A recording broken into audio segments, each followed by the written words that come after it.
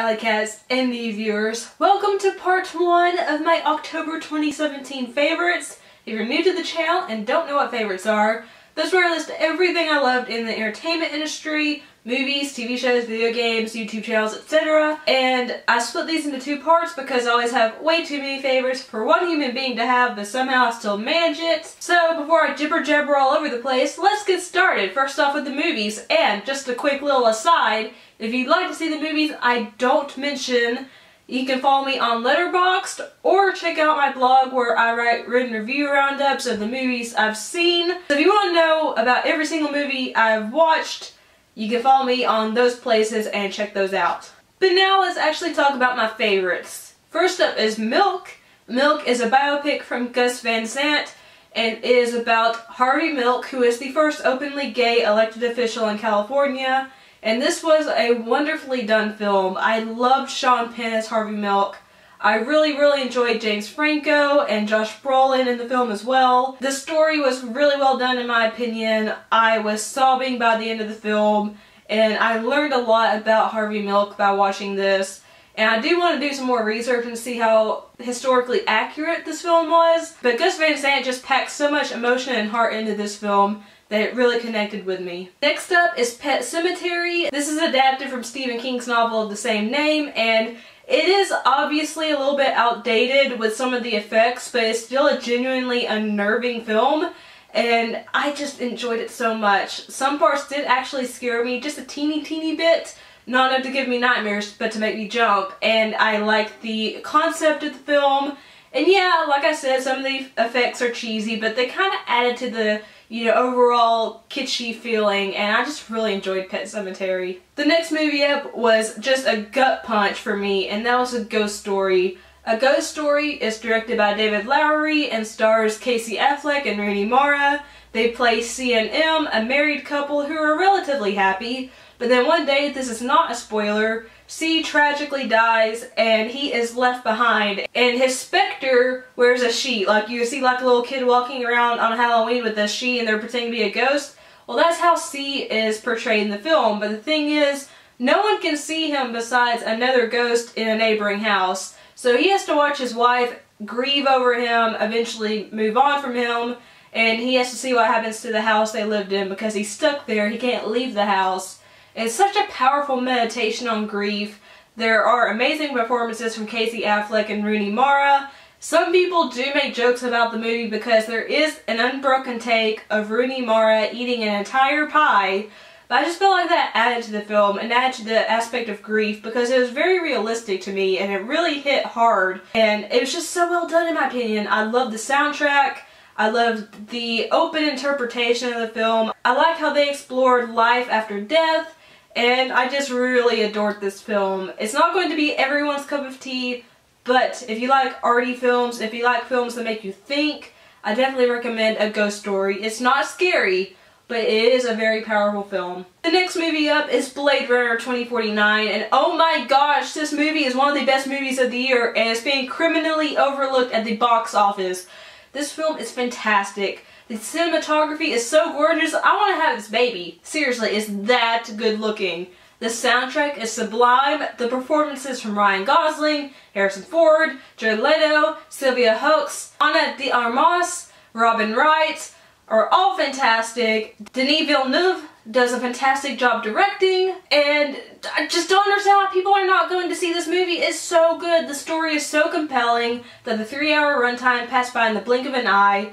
This is just a masterpiece, and people aren't going to see it. It is so sad, because it's so freaking good.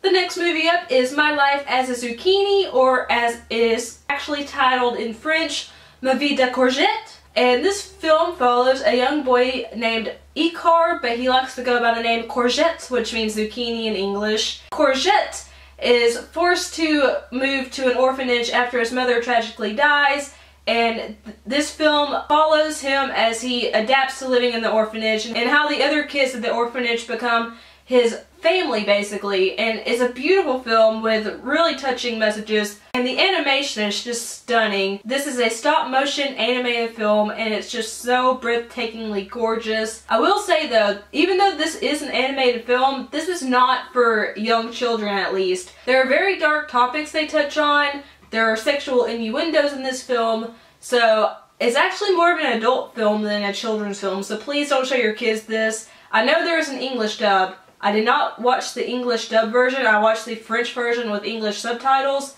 So I don't know if they go into that with the English dub version, but if you're going to watch the French version with English subtitles, just go into it knowing that. But it's a very beautiful and moving film, and it was nominated for a Best Picture Oscar this year. It totally deserved the nomination because it's just so wonderfully done. The next movie up is Delicatessen. This was directed by Jean-Pierre Jeunet.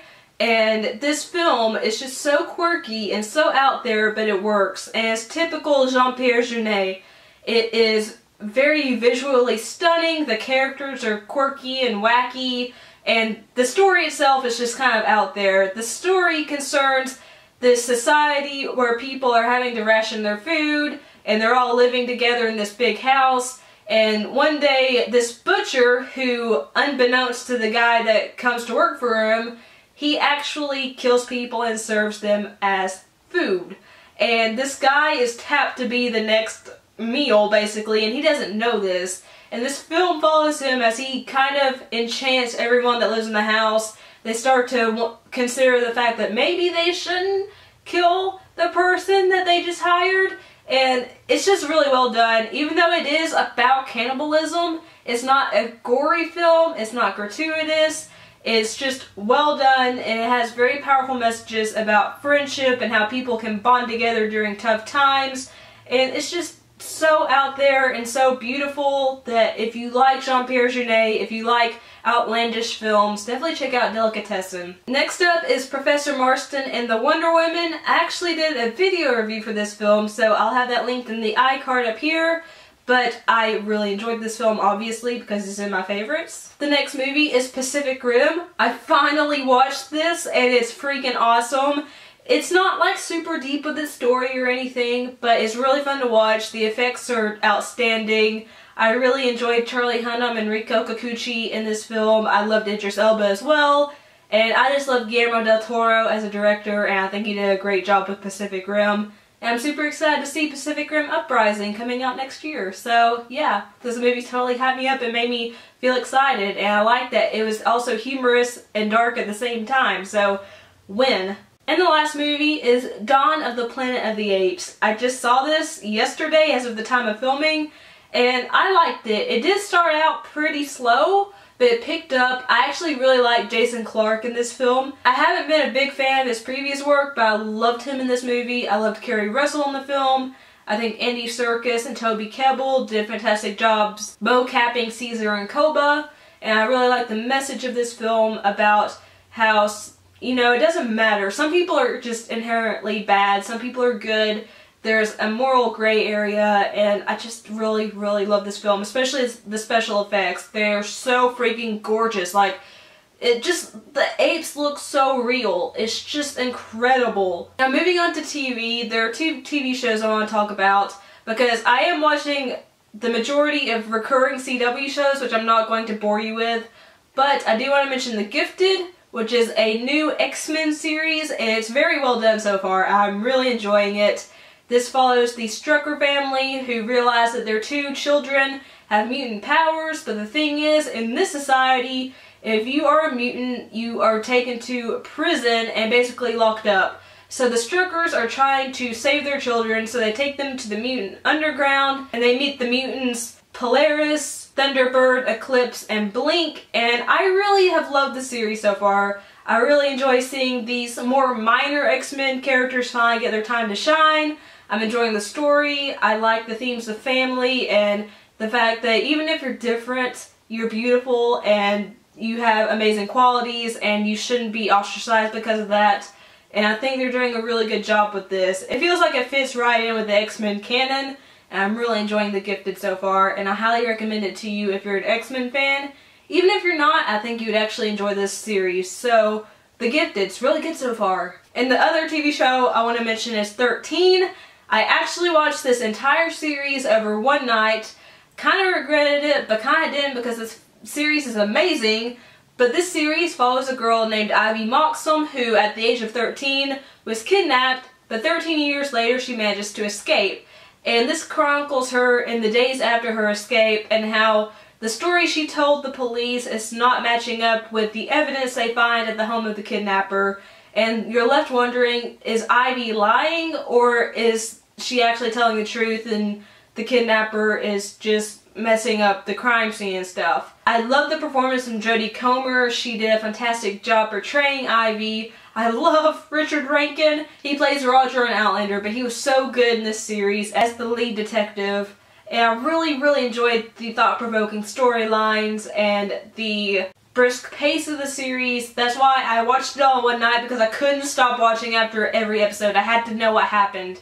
I just wish the series was longer because it was so good. It's only 5 episodes long, but it's so freaking good. If you like British mystery shows, definitely check out 13. All the music I loved is in the description box down below, so give the songs a listen and let me know what you think and what you recommend for me to listen to, because I love listening to new music. Those are all my favorites for the first half of October. Let me know what your favorites have been so far down below in the comment box. If you like this video, leave a like. Also, make sure to share the video if you liked it because it helps my channel grow. If you're not subscribed yet but you'd like to be, hit the subscribe button along with the notification bell so you'll be alerted every time I upload a new video or start a new live stream. If you'd like to follow me on social media sites, all those are linked down below in the description box. I love you guys. Thank you so much for watching. You're always my favorite. Peace and kisses. Bye. What do you mean Frank Randall is better than Jamie Fraser? You are out of your mind! I'm so sorry you had to hear that argument, guys.